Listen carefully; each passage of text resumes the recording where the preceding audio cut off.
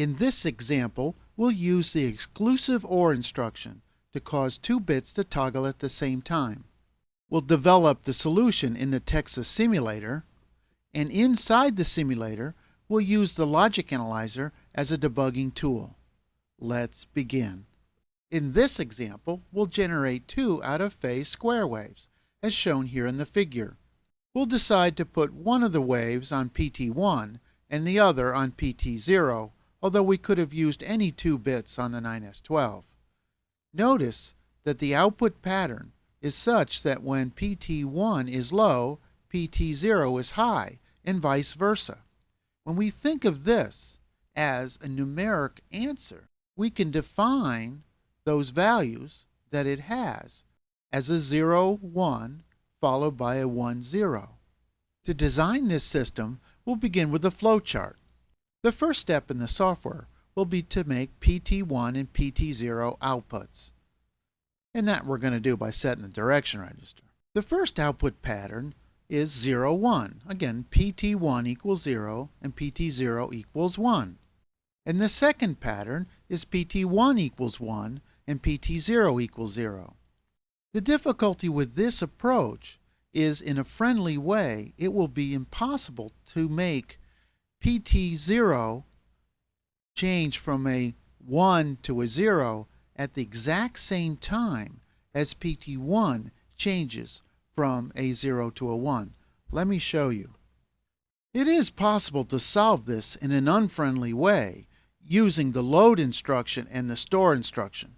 Here, the first two instructions set PT1 low and PT0 high.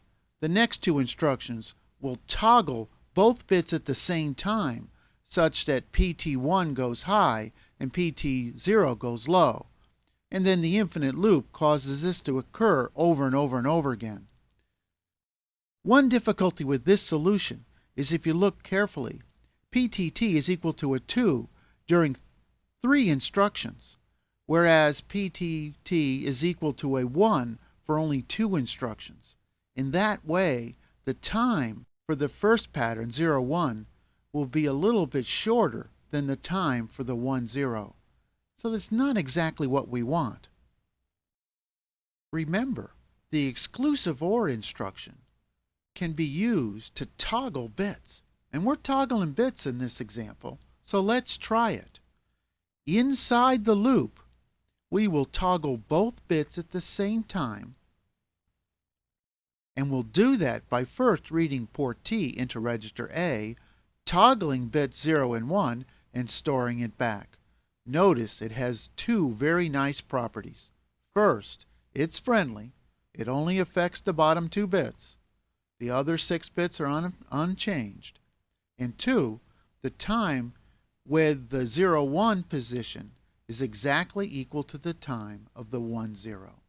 All right, let's build it. This is what the screen looks like when we first start Texas. To build it, we're going to need a couple of files. We're going to need a program file for the instructions. We're going to need a microcomputer file which contains the information inside the controller, and one of the objectives was to show you the oscilloscope, so we'll need one of those. The logic analyzer will be a digital oscilloscope, so we'll go into digital mode. In this example, we're going to solve it using a 9S12 running with a clock speed of 1 microsecond or 1,000 nanoseconds. In the program file, we'll type in the program. We're going to need port TT, and it exists at location 0240. This is the I/O location of this port. It has a direction register at 0242, and we've defined these two just to make our program more readable. We're going to place our program into ROM using the origin statement. We'll define the beginning of the program called main. The first thing we'll do is set the direction register, and we might as well do it in a friendly way. Bit set, DDRT, pound for immediate, $ for hex, 03, and this will cause PT1 and PT0 to be outputs by setting its direction register. This is called the initialization or ritual. And then we enter our loop, which will load in the current value of PTT, exclusive or the bottom 2 bits, pound for immediate, $ for hex, 03, store it back, again in a friendly manner, and then repeat it over and over and over again. I skipped a step. I got to go back and fix it. In order for this to work properly, we're going to have to initialize port T so it starts at 01. So it toggles 0110. And in a friendly way, we can make port T bit 1 equal to a 0 and port T bit 0 to equal to 1 using the bit set and bit clear instruction. So this will clear bit 0. Okay. And this one, that one's going to set bit 0.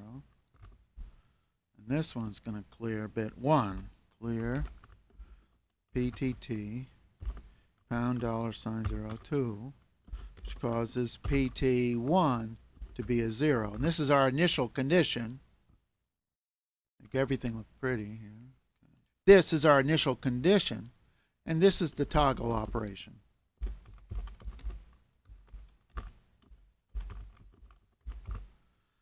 We need one more thing in our program. Do you see what I've left off?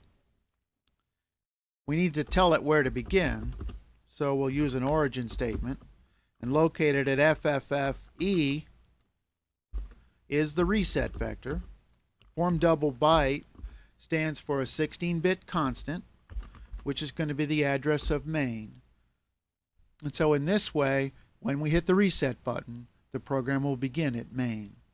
So we start with our program. Our first step will be to assemble it. Okay, it is assembled. So I'm done with the source program. I'll minimize it. In this example, there's not much we're going to do in here, so I'll minimize this as well. We're not going to throw it away, just minimize it. And not much in the log file for today. We'll minimize that one. We'll look at these two files. Okay, now we have to hook stuff up to our scope. Okay, an oscilloscope is a debugging tool with inputs. You have little pins and you attach them to your circuit. In this case, we're going to attach channel 0 of the logic analyzer to PT1. That's going to be the red one. And then we're going to attach channel 1 of our logic analyzer to PT0. And that'll be the blue one. Again, we made it a digital scope, which means logic analyzer. And we're going to turn the settings down so we can see things very closely. Things happen very fast. Step over. That caused the outputs. That caused the two pins to be an output. The next instruction, shown here with this red, is going to set bit 0. And then the next instruction will clear bit 1. Okay. Oh, here they are over there. Sorry. I don't know why you didn't see them. Put them over here. Okay, now you can see them. The next 3 instructions will cause the bottom 2 bits to toggle. Now notice, when I click this next instruction, which is a store instruction, both PT1 and PT0 will simultaneously change, which is exactly what we want. All right. And then to see it run, we'll hit go. It runs pretty fast, so there it goes. And we got the output just as expected. So, in summary, we saw we used the exclusive OR instruction right here in our program to toggle both bits at the same time. We implemented the solution using the Texas simulator. And third, we used the logic analyzer as a debugging tool to visualize the output pattern generated by our program. Thank you very much.